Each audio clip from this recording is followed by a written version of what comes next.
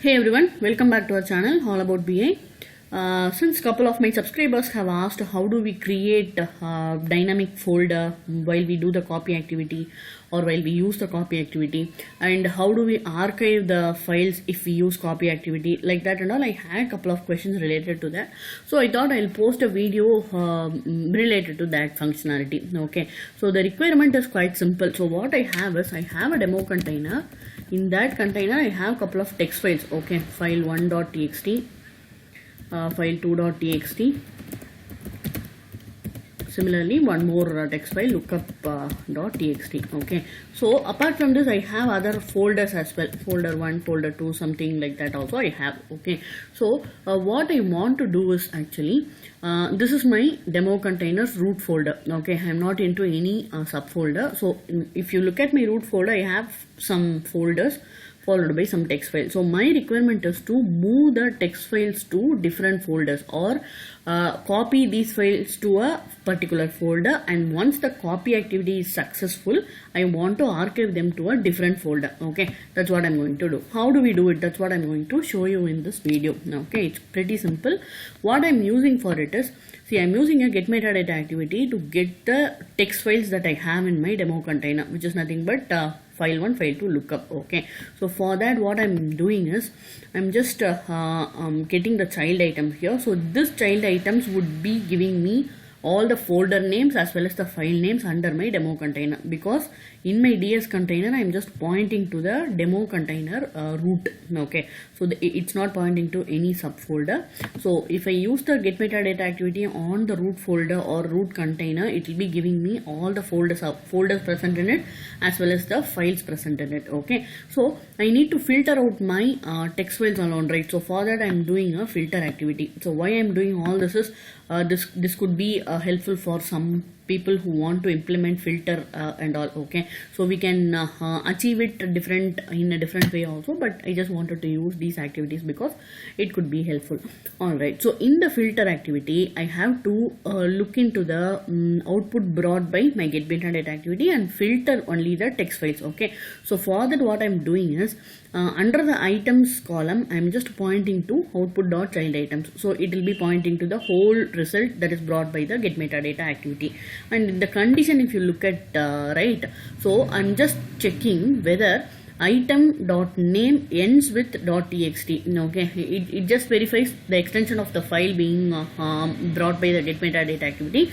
So if it ends with the .txt, then I'm considering that for copying. Okay, so once the filter is done, I'm passing it on to the for each loop, and inside the for each loop I make the for each loop through the output brought by the filter activity. Okay, inside this, if you see, I have couple of copy activities, one for the actual copy and one for the archival copy. Okay, so the first copy activity, what it does is it does just a simple thing. Okay, so from the for each loop container, it is getting the file name. Okay, it is being used in the source dataset. Okay, so the source dataset DS copy would want to know the file name. That's why I'm getting it from the for each loop by item.name. So this is my source setting. In the sync setting, I'm just moving it to one of the folders, which is my test folder.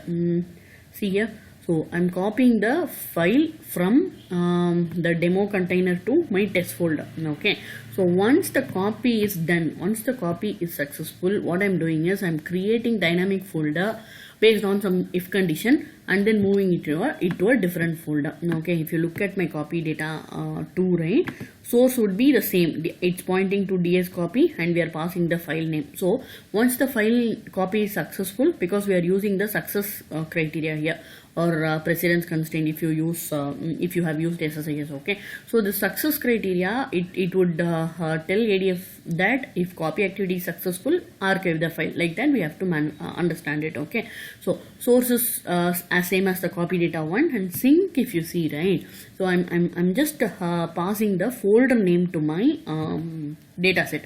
So we need to decide the folder name dynamically, or we need to create a folder dynamically based on some condition. So if you look at my dataset, I'm just having a parameter for folder name and using the same in the connection.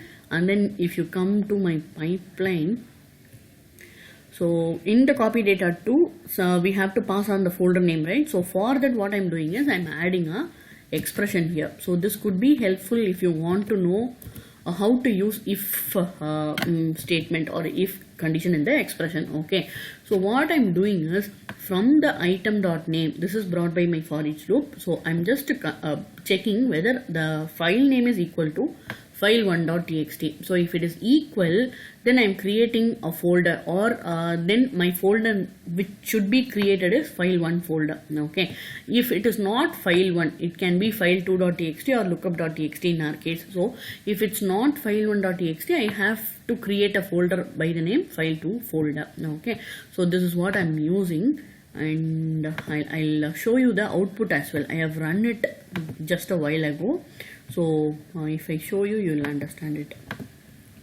So this is how we create dynamic folder.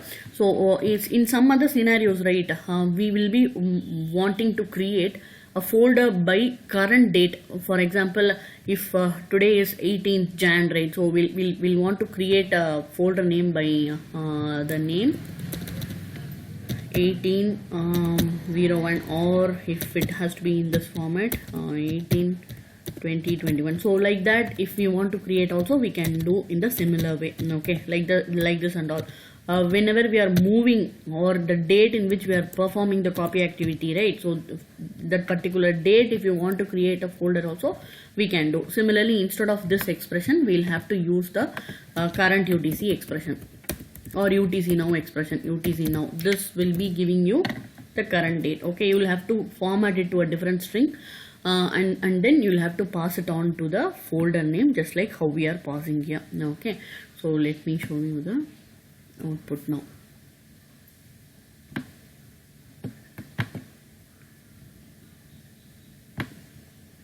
Okay, so this get metadata activity, it is bringing me all the details, in the sense it is bringing me the folder, all the folders present in the container, as well as the files, file1, file2, lookup. Okay, so this is what get metadata does. In the filter activity, I am filtering only text files, right? So it's bringing me under this value attribute, I'm getting file1, file2 and lookup.txt, and it is being passed on to the for each loop. And for each loop, since we have 3 text files, there are 3 copy activities happening. Okay, so if you look at the expression or the details of the copy activity, then this is simple copy. Okay, this is what this is where in the copy data 2 only we are using the expression, if expression or if condition that we have written. I'll just check if it is there. No. So this is one thing that I wanted ADF to have.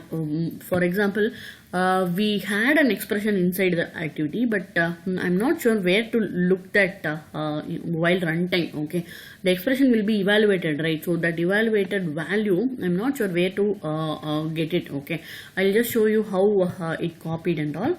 So initially the 3 files were copied to this test folder, file1, file2 and lookup. Once the copy was successful, I asked it to create 2 folders.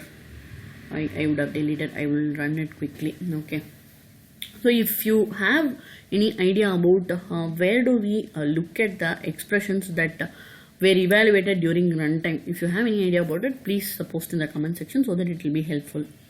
So let us give a couple of seconds for it. It will not take much time. Alright, the copy or the whole pipeline has run successfully.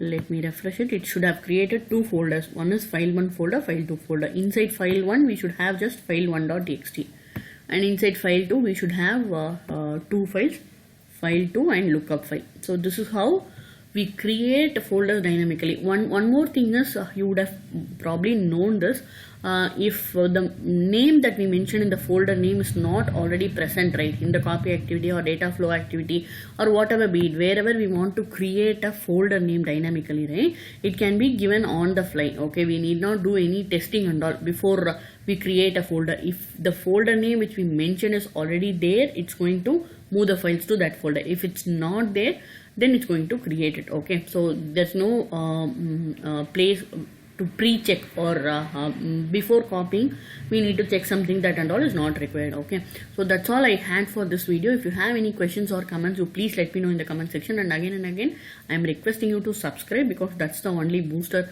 I'm getting from these videos. Thanks a lot for watching. Keep supporting.